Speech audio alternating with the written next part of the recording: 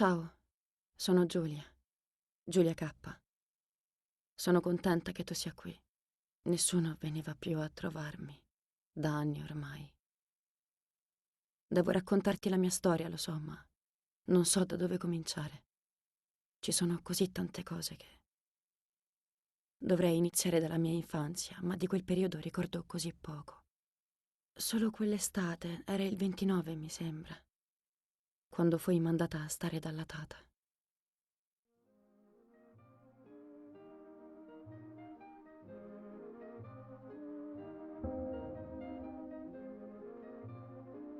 Tata, mi racconti la storia della dama bianca? No, passerotto, non questa sera. Sta salendo la nebbia, vedi? Sì, lo so che la dama uccide le giovani donne quando c'è la nebbia, ma perché è così cattiva? Vedi, Giulia, la sofferenza e la paura ci spingono a fare cose cattive, anche se non siamo veramente cattivi. Come i soldati che uccidono gli altri soldati. Mi piace la dama, ho deciso, tata. Poverina, soffre così tanto, però continua a farmi un po' paura, sai? Io sarò presto una giovane donna e lei potrebbe uccidermi. Uccide anche chi le vuole bene. Certo che no. Allora io mi sento più tranquilla. Io le voglio bene. E mia sorella Marta è in pericolo. Marta è con la mamma. Puoi stare tranquilla.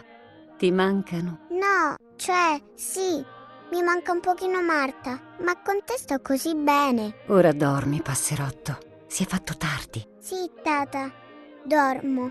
Sognerò la dama. Era molto bella. Era molto bella, sì. Molto bella. Allora io la sognerò bellissima. E io sarò bella? Bella come lei? Tu sarei ancora più bella di lei. Senti, tata, visto che la dama non mi farà del male perché le voglio bene, e visto che tu non sei una giovane donna, mi potresti raccontare la sua storia anche se c'è la nebbia? Ti prego, dai, poi dormo, promesso. E va bene. L'hai sempre vinta tu, piccola peste.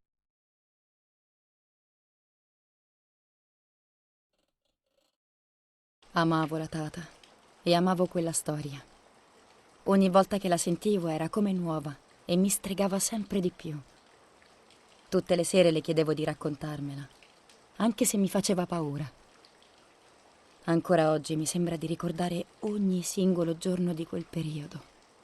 Com'ero felice.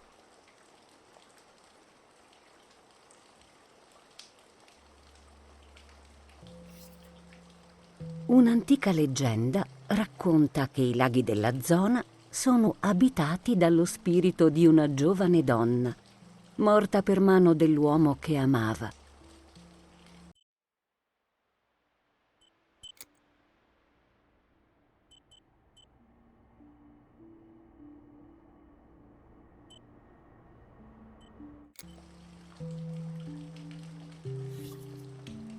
She was expecting a lover's stroll by the lake, gazing out at the old tree growing on the lake's island.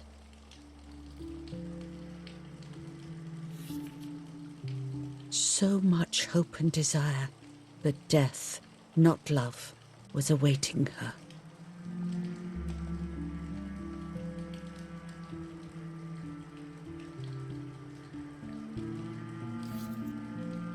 In despair, the man confessed he had killed her out of jealousy.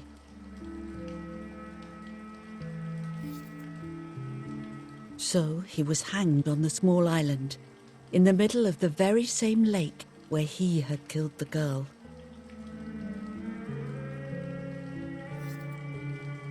They searched everywhere, but the girl's body was never found.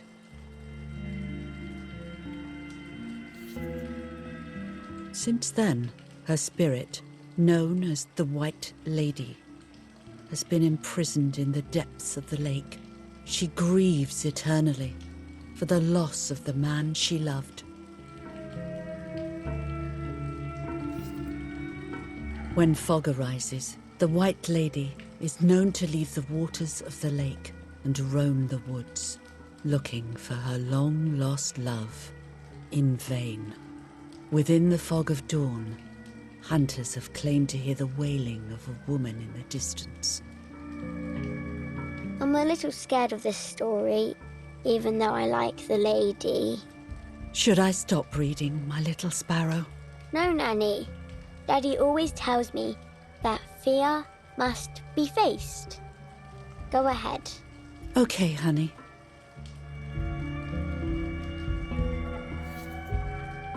Every time the sad memory of the night she perished stirs in her soul, she takes the life of a young woman by slaying such a life in its youth. Even just for an instant, the lady feels free from the burden of her pain.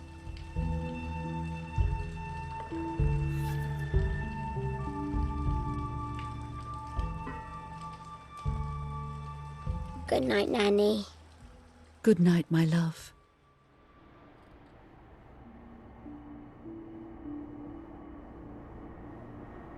I spent almost 3 years with the nanny, but when I came home, I quickly forgot how to be happy. My memories do not return until 15 years later, in 1944, when I stayed in that house. I enjoyed setting up cameras in the woods by the lake. My father created a device that attached to the cameras. It would make them take pictures at set intervals. I was trying to photograph animals, or whatever else was in that damned place.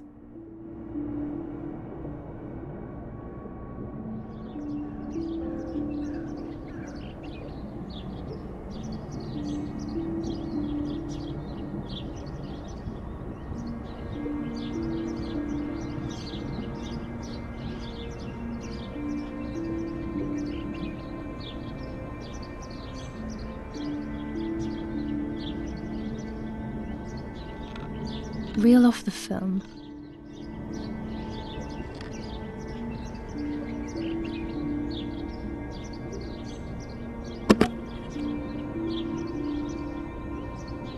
Open the camera. Remove the old roll of film.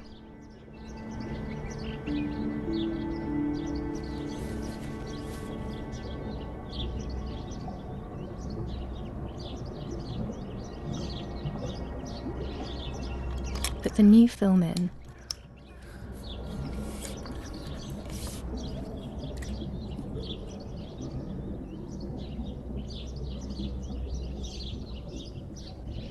Close the camera.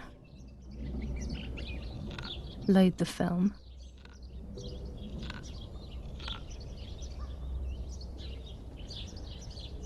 Activate the timer.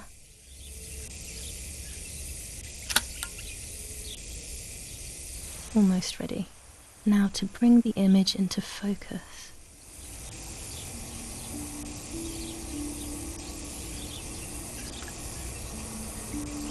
There's something floating on the surface of the water. If I frame it better, I might be able to see what it is.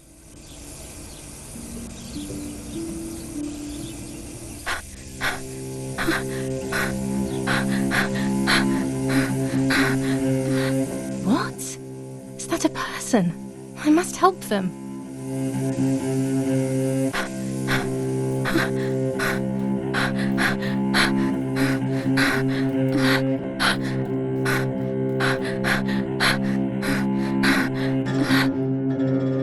I was horrified at the idea that someone might have drowned in my lake. The lake was my world, where I would spend entire days daydreaming. I would lose myself in my thoughts, but that was a rude awakening. So terrible.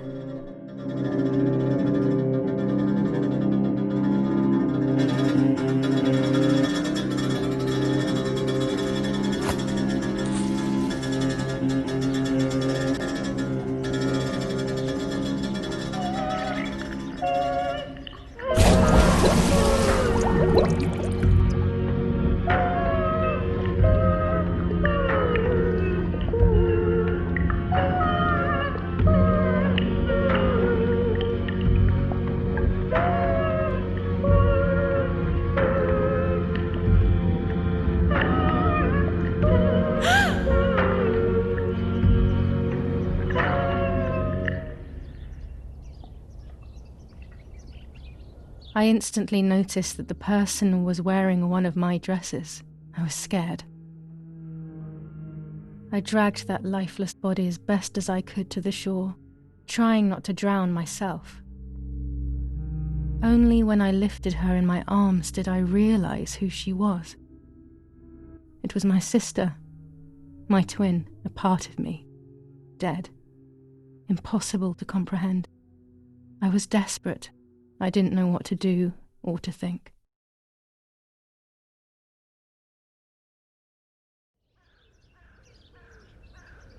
I have to stay calm.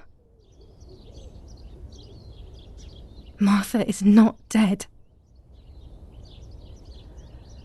It's not possible. It's not true.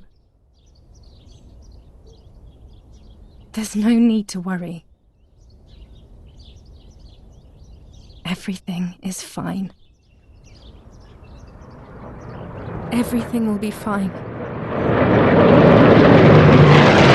have to stay calm.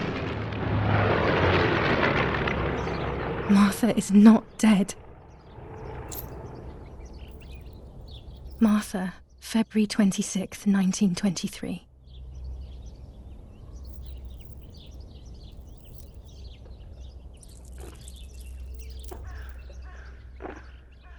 Is everything okay? Are you hurt?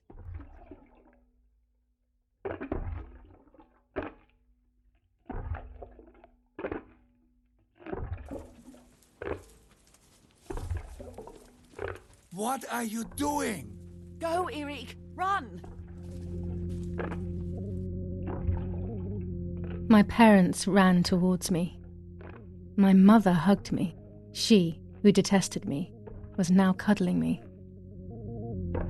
Her warmth filled me with life, and the pain became bearable. I felt protected. Martha, are you okay? She asked me, speaking slowly in order to let me read her lips. She thought I was deaf. She thought I was Martha. I didn't want the moment to fade, so I meekly nodded my head. I didn't realize I had done something that couldn't be undone. I would have to pretend to be Martha forever.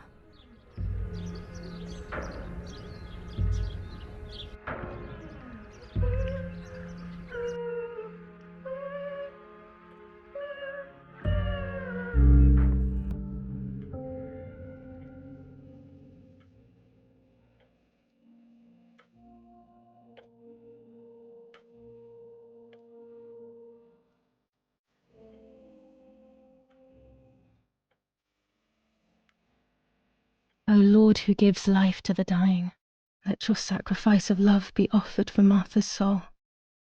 Into your hands I also entrust my spirit, so that I may be reunited with her in perpetual light, to never suffer the desolation of purgatory. Please grant her eternal rest, O Lord, and may eternal light shine upon her.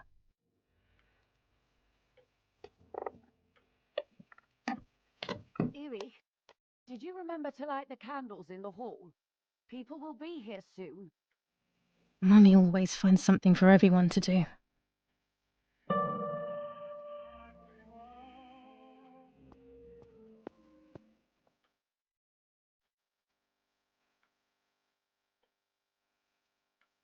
This painter was a friend of Grandpa's.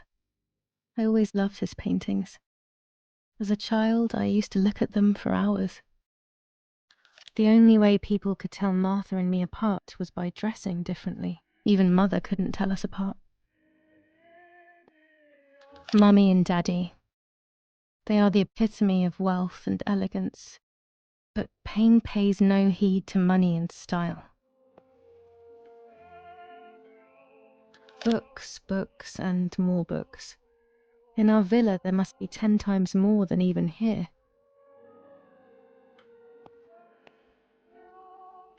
Daddy must be devastated. He loves me. I messed up and now I have to watch him suffer my death.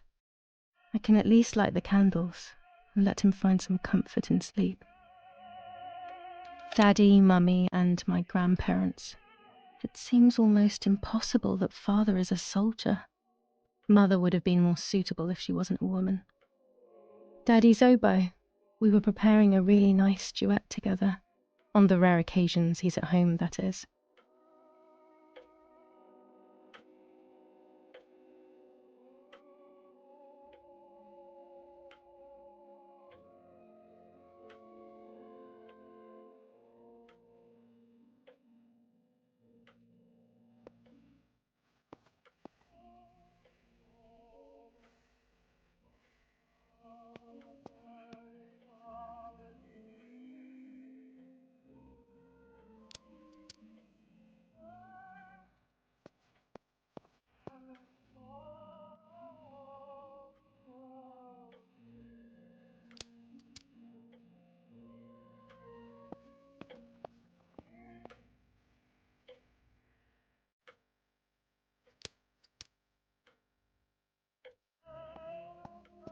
When you're done, can you come and get the flowers, please?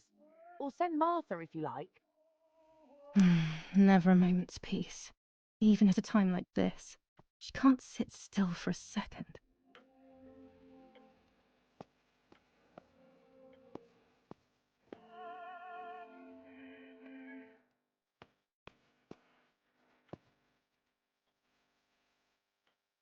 I can't turn it off. We have to listen to the radio all of the time. Any news and announcements can be vital.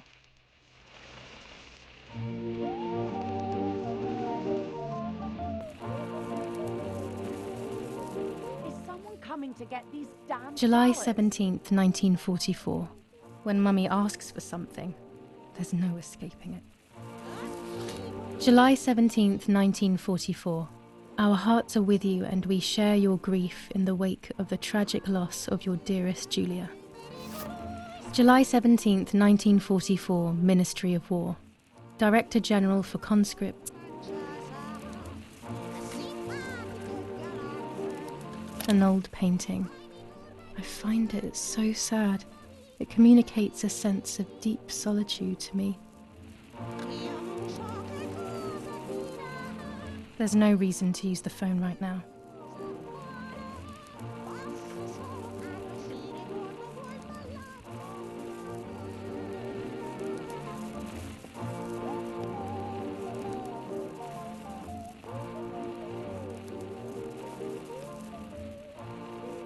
Daddy's canes. They are so beautiful, but I can't say why, but they have always scared me. Do I have to do everything as usual? Erik, let her move on. I better go or she'll end up getting seriously angry.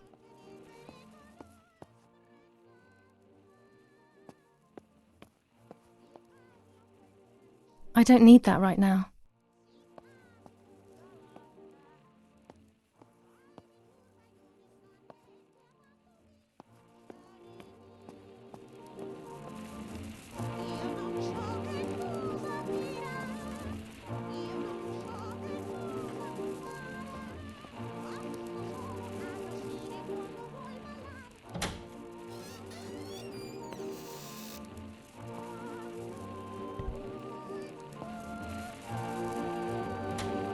Everything always has to be perfect with her.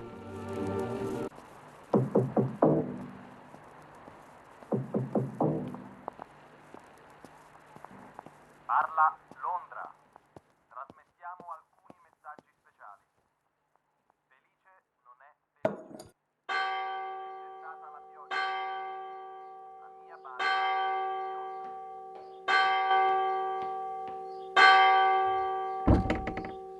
happening? Who closed the door?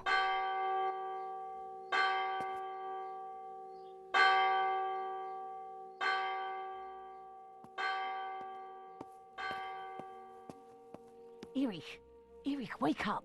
Do you think it's appropriate to sleep here? Of all places? What? Yes. I must have fallen asleep. What are they talking about? You can't stay here forever. Why don't you go to bed? No. I want to stay with my daughter. Your daughter? Your daughter? You have another daughter, you know. The one who's still alive. Remember? What are you talking about, Irene? Giulia is dead. What kind of comment is that? How can you? You should be thinking about Martha. Giulia harmed Martha. You know that, right? And as if that were not enough, she has now also abandoned her. It's the same old story. Everything is always Giulia's fault, isn't it? Her fault for Martha being deaf and for you being infertile. Do you think it's the right time for this? Giulia is dead, Irene. Dead. Someone killed her. Do you realize that? Of course I realize. I get it. Do you think I'm stupid? No one understands it better than me. She always brought problems. Only problems. It would have been better if she hadn't been born at all. You're crazy. I'm the crazy one? Me?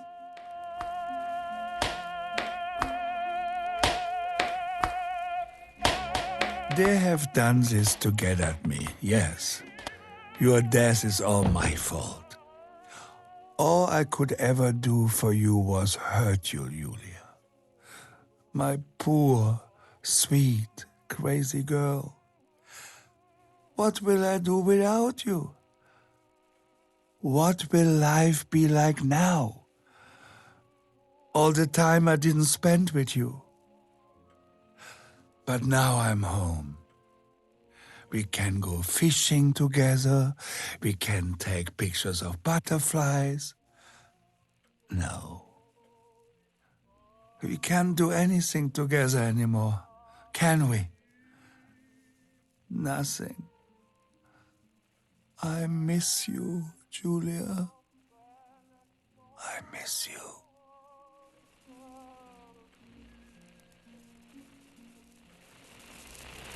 While American bombings continue to devastate the peaceful towns within the Elsa Valley, we have heard some tragic news from the area of La Ramola. The young daughter of German Army General Erich K. was murdered near her home. What possible reason could there have been behind such a cowardly act? This is what the Carabinieri, who immediately intervened, hope to find out.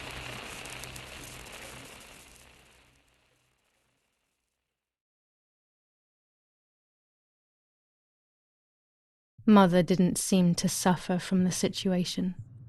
All she cared about was that my death was so painful for Martha. But not having me around anymore must have been a great relief to her. At the end of the day, it was better for everyone that it was me who died. And it was better for me too that people thought that. But the guilt began to consume me. That's when I started having horrible nightmares.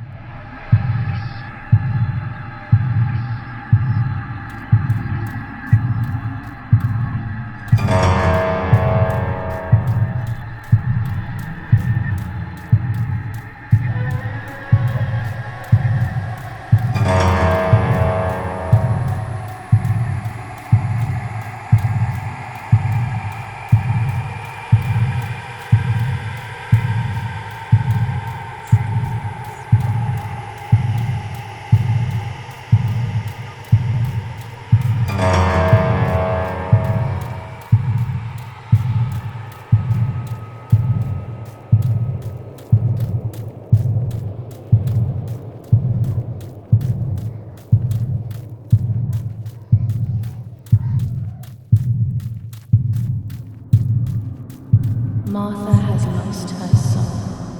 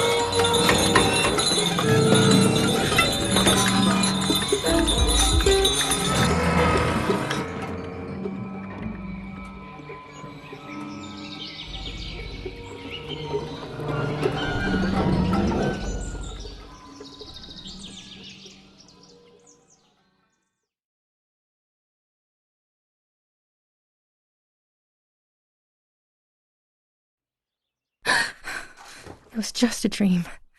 A horrible dream. That horrendous woman and the face of my sister. I wish all of this was a dream and my sister is just sleeping in her bed.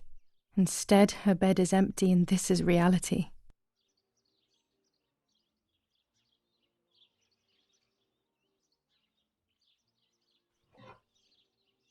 This is Martha and me at the festival of the patron saint.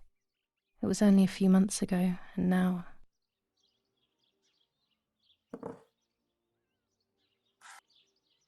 Martha had asked for a picture of me to put in this frame.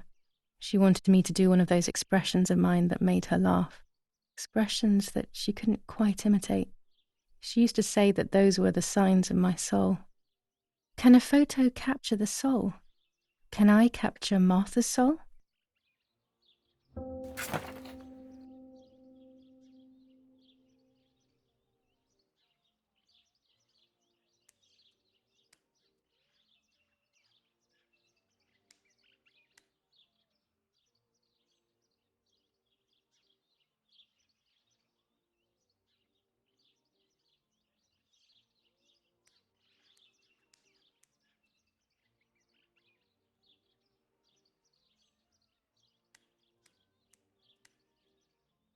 This is Martha's trinket box. It could contain something that will help to figure out what happened.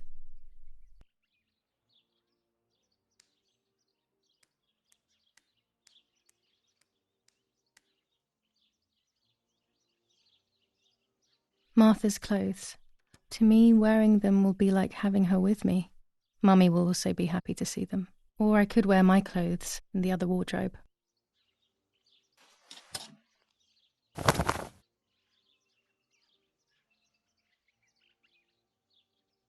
I'm already dressed.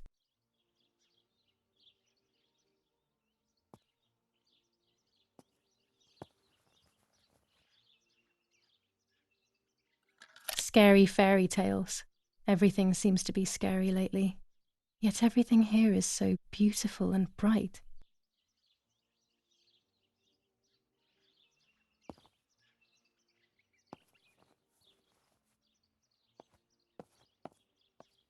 It's about 9:30. I always keep my trinket box locked.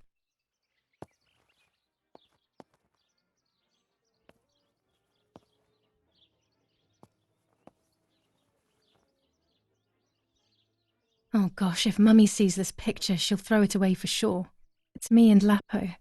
I want to see him as soon as possible so we can mourn Martha's death together. Nanny will be visiting me soon.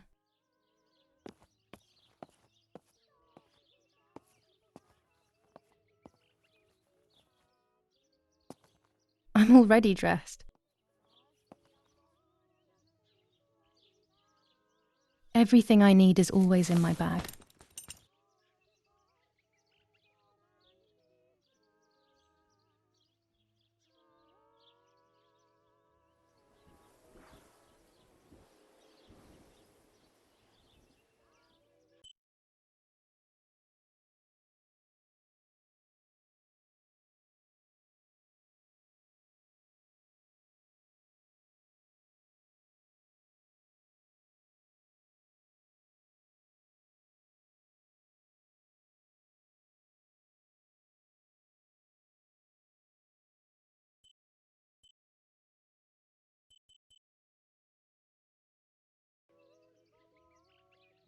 The key to my trinket box.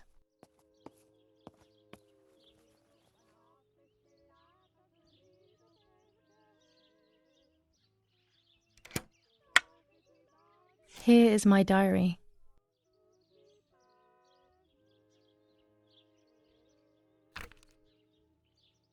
July 12th, 1944. This is a new diary. We moved here today and I forgot my old one back at home. But that's okay. A new chapter in my life, a new diary. They say they brought us here for our own safety. Daddy, the war, and everything else. Nanny gave us her house and she went to look after the mansion. It's weird being back here after so many years. I remember Nanny telling me the fairy tale of the Lady of the Lake. It's one of the few happy memories I have from when I was little. Nanny isn't here and that's a shame, but Martha is here with me. I also get to see Lapo more often, which is wonderful. He's always hanging around here.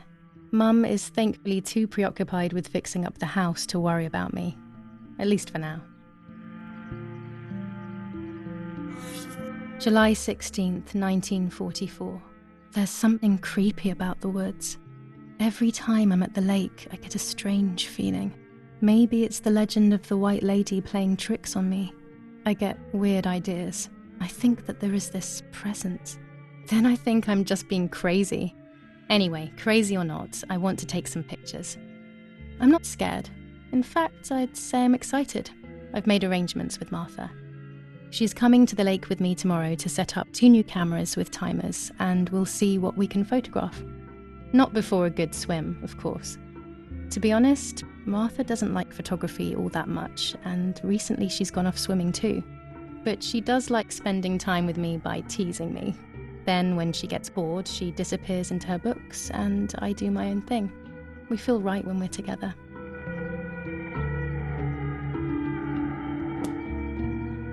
Yes, Huey, I'll be right there. I'm just going upstairs to call Martha down for breakfast.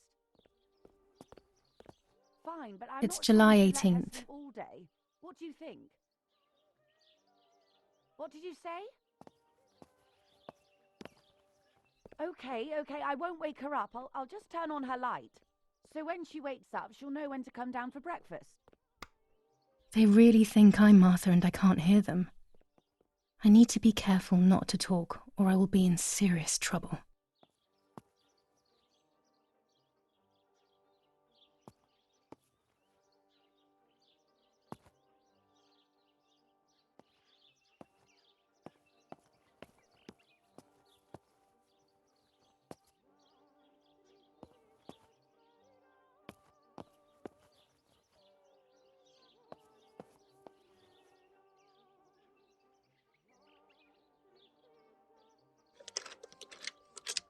This is not the right key. I must get her key if I want to know what's inside her trinket box.